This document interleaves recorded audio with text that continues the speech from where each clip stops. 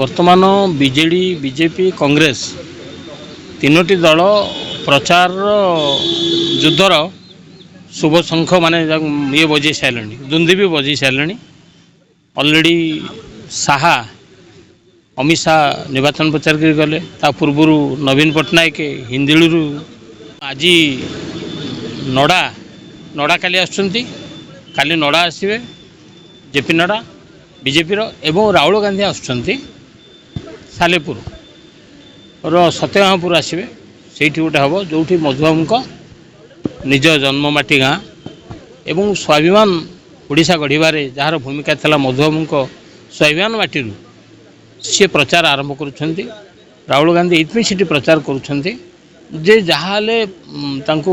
कोरापुट आदिवासी अंचल कांग्रेस प्रति समर्थन रही किंतु उपकूल जिले में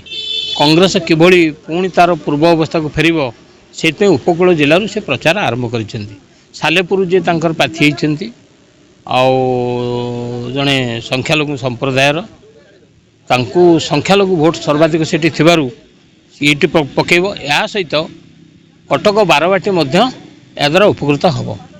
कारण मोहम्मद मोकिम को झील सीट निर्वाचन लड़ार चूड़ांत होती यही वार्ताटा जेहेतु पड़ोशी निर्वाचन मंडली उभय माने कटक लोकसभा आसन को यह सहायक